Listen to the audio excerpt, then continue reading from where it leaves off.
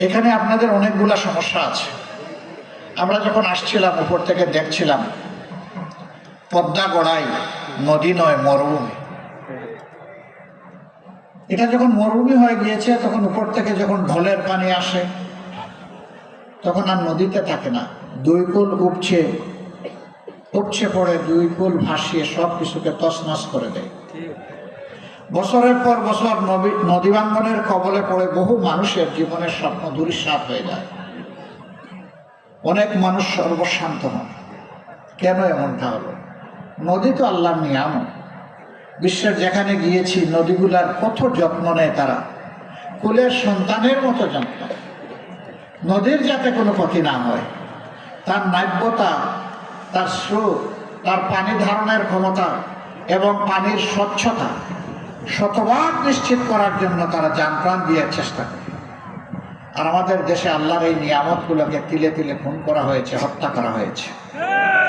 এই নদী খননের জন্য প্রত্যেক বছর বাজেট থাকে। নদী খননের সমস্ত টাকা মুখ দিয়ে ঢুকে পেটের ভিতরে চলে যায়। নদীর বালি আর উঠে না, খননও হয় না। শুধু কি নদী না, উন্নয়নের নামে 54 বছর কম বেশি যারাই ক্ষমতায় গিয়েছেন এই একই কাজ তারা করেছেন।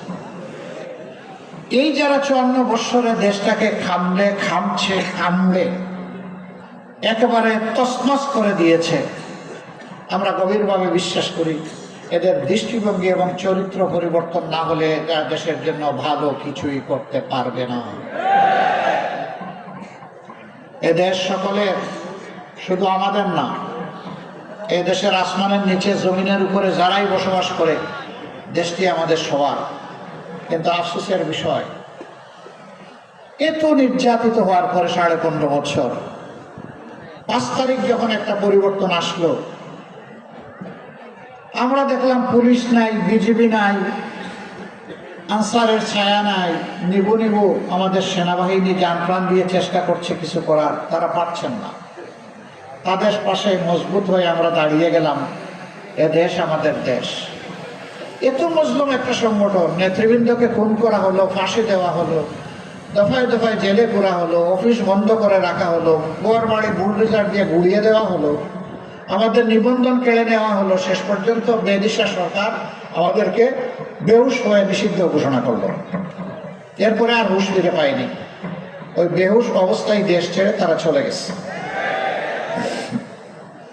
কিন্তু আমরা কি সিদ্ধান্ত নিলাম? আমরা আগস্টের 5 তারিখ রাত্রেই ঘোষণা দিলাম যে আমরা কারো উপর থেকে প্রতিশোধ নেব না। আপনারা বলুন, আমরা কি প্রতিশোধ নিয়েছি কারো উপর? আমরা বলেছিলাম অন্যায়ভাবে কাউকে মামলার আসামি করা হবে না। আমরা অন্যায়ভাবে একটা মানুষকেও মামলার আসামি করি নাই। বাংলাদেশে হাজার হাজার মামলা আমরা দায়ের করি নাই। খুব অল্প সংখ্যক, আমাদের 8টা মামলায় আসামি মাত্র 1 জন করে। কারণ আমরা দ্বিতীয় ব্যক্তি দায়ী খুঁজে পাইনি, আমরা দ্বিতীয় জনকে দিব কিভাবে? কিন্তু সে জায়গায় কেউ মামলা করেছেন মনের সমস্ত মাধুরী মিশিয়ে। শত শত মানুষকে মামলার আসামি করেছে। সেই আসামিতে জনগণও আছে, আইন শৃঙ্খলা রক্ষাকারী বাহিনীর সদস্যরা আছে এবং সার্বিক সিভিল প্রশাসনের লোকেরাও আছে। কি আশ্চর্য কারবার! আবার তাদের সাথে এরপরে ডায়ালগ শুরু করে, নাম অবশ্য এসে গেছে, এখন তো কাটতে হলে কিছু মাল পানি দেওয়া লাগবে। এই তো শুরু হয়ে গেল মামলা বাণিজ্য। জায়গায় জায়গায় দখলদারি, জায়গায় জায়গায় আমাদের ভাইয়েরা নেমে পড়লেন চাঁদাবাজি করতে। এই ভাইদের প্রতি আমরা খুব দরদ ভরা মনে বলতে চাই, সত্যিই যদি আপনাদের সংসারে অভাব অনটনের কারণে আপনারা এই কাজগুলা করে থাকেন, আসুন আপনারা এখান থেকে সরে আসুন। আল্লাহ আমাদেরকে যে রিজেক্ট দিয়েছেন ওইটাই আপনাদের সাথে আমরা ভাগাভাগি করে খেতে রাজি আছি। তবুও মানুষকে কষ্ট দিবেন না, চাঁদাবাজি করবেন না। এখানে কুষ্টিয়া জেলায় 60টার মতো চাল কল আছে, রাইস মিল। ট্রাকগুলো এখান থেকে চাল বোঝাই করে রাজধানী এবং দেশের বিভিন্ন গন্তব্যে যায়। এখানে প্রতিটি ট্রাক থেকে বেসরকারি খাজনা আদায় করা হয়। ছাতা বললে মানুষ একটু লজ্জা পায়, তো এই জন্য বললাম বেসরকারি খাজনা, এবং রেটও ভালো, প্রতি ট্রাকে 5,000। ট্রাকের মালিকরা অতিষ্ঠ, ব্যবসায়ীরা অতিষ্ঠ, চালকল মালিক যারা তারা অতিষ্ঠ। এরপরে আবার বিভিন্ন স্ট্যান্ড দখলের ব্যাপার আছে। আমি অবশ্য স্ট্যান্ডের নাম নেই না, ওইটা নিলেও মানুষ মন খারাপ করে, একদল মানুষ। আপনারা জানেন ওই সমস্ত স্ট্যান্ডের নাম দাম, তাই না? আমরা সবাইকে বলি সরে আসো, ওখান থেকে সরে আসো। আমরা কথা দিচ্ছি, এমন এক বাংলাদেশ আমরা গড়তে চাচ্ছি, আল্লাহর পর ভরসা করে, মহান আল্লাহর পর ভরসা করে গড়তে যাচ্ছি, যেই বাংলাদেশে প্রত্যেকটি সক্ষম পুরুষ এবং নারীর হাতে মর্যাদার কাজ আমরা তুলে দেব ইনশাআল্লাহ। বিশেষ করে যুবক যুবতীদের হাতে, তাদের এই যৌবনের শক্তি দিয়ে তারা যেন দেশকে দারুণভাবে গড়তে পারে, এগিয়ে নিয়ে যেতে পারে। এবং তোমাদের হাতেও আমরা কাজ তুলে দেব, যারা এই সমস্ত কর্মকাণ্ডে লিপ্ত আছো। সেদিন সম্মানের সাথে তোমরা বসবাস করবা। এখন তো তোমরা অপমানজনকভাবে এই সমাজে বসবাস করো, মানুষ তোমাদেরকে ঘৃণা করে, মানুষ তোমাদেরকে অভিশাপ দেয়। সেই ঘৃণা এবং অভিশাপ থেকে ভাইয়েরা তোমরা সেদিন মুক্তি পেয়ে যাবা। আমরা সারা জাতির সমস্ত মানুষগুলোর মুক্তির চিন্তা করি। আমরা নিজেরা খাওয়ার জন্য রাজনীতি করি না, এবং দলীয় কর্মীদের পেট ভরানোর জন্য আমরা রাজনীতি করি না। বরঞ্চ এদেশের দুঃখী বোখা নাঙ্গা মানুষের পেটে কিভাবে আমরা মুখে একটু খাবার তুলে দিতে পারি আর পিঠে একটু কাপড় তুলে দিতে পারি, এটাই হবে আমাদের সংগ্রাম ইনশাআল্লাহ। এখানে নদীকে যেভাবে খুন করা হয়েছে আপনারা জানেন, আমরা এই 2 দিন আগে উত্তরবঙ্গ সফর করে এসেছি, একইভাবে ওখানেও খুন করা হয়েছে। ওখানে 4টা প্রধান নদী আছে, সেই নদীগুলোকে শেষ করে দেওয়া হয়েছে। আমরা বলেছি ওখানে আমাদের জীবন বাঁচানোর সংগ্রাম হবে শুরু নদী বাঁচানোর মধ্য দিয়ে। আমরা এখানেও কথা দিচ্ছি, আমরা ইনশাআল্লাহ নদী বাঁচানোর মধ্য দিয়ে এই অঞ্চলের সংগ্রাম আমরা শুরু করবো ইনশাআল্লাহ।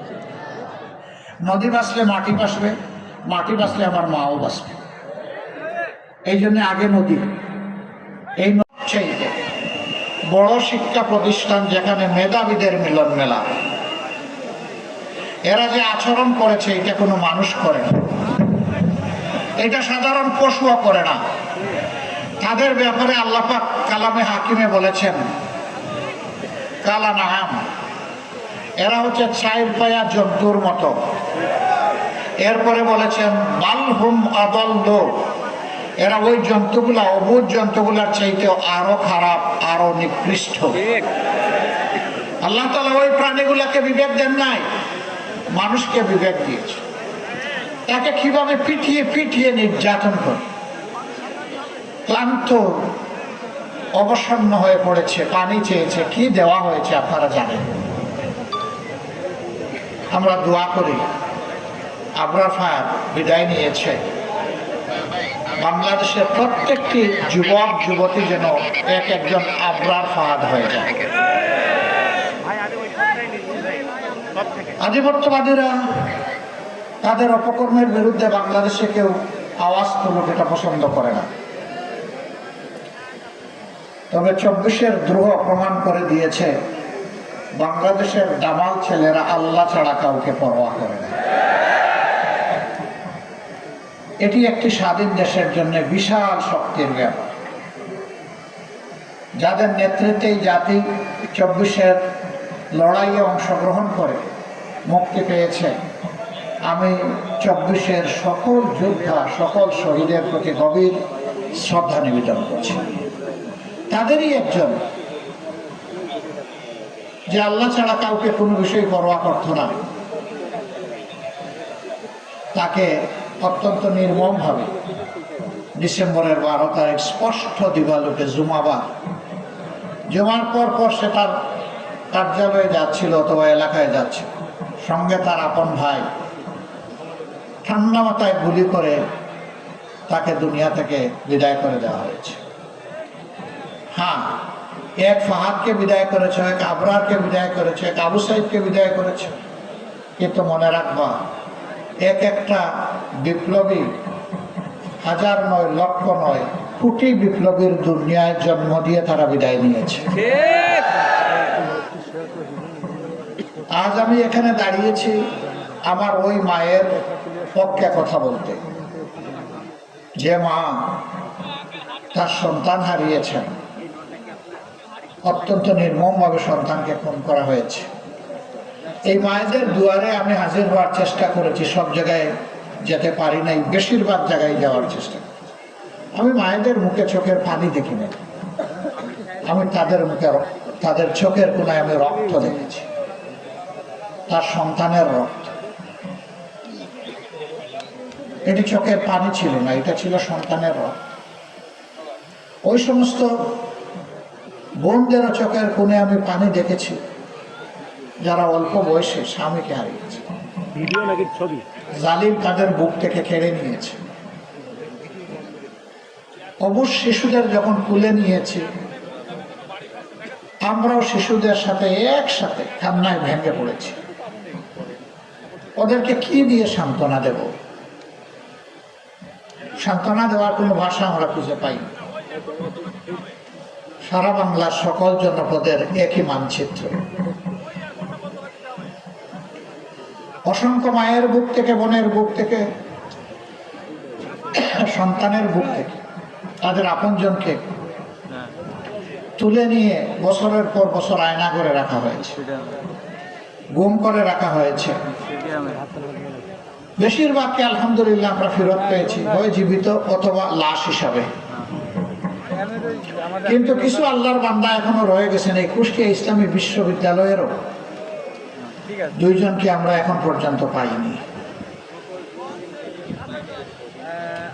এরকম আরো 8 জন যাদেরকে এখনো আমরা খুঁজে পাইনি। আমরা যখন তাদের প্রিয়জন আপনজনের সাথে মিলিত হই, তখন তারা বলেন, ও কি বেঁচে আছে? যদি বেঁচে থাকে তাহলে কোথায়?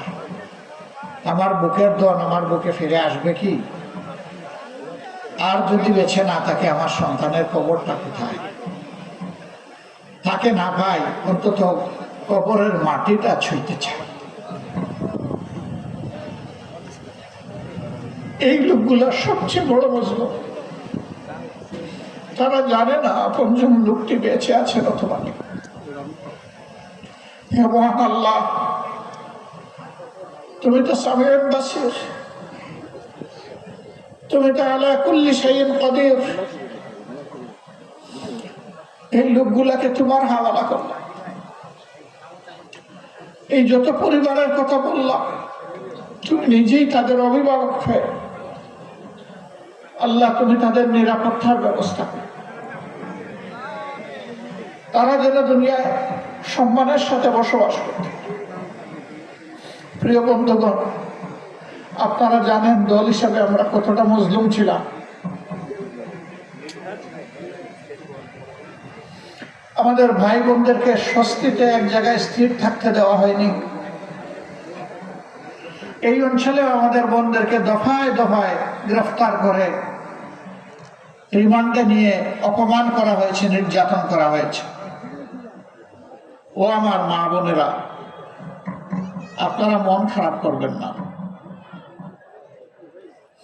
নবী করিম সাল্লাল্লাহু আলাইহি ওয়াসাল্লাম ইসলামের সুমহান নিয়ামত নিয়ে যখন মানুষের কাছে দাওয়াত নিয়ে পৌঁছলেন, মক্কায় অসহায় সাধারণ মানুষগুলোই প্রথমে তাকে কবুল করেছিল।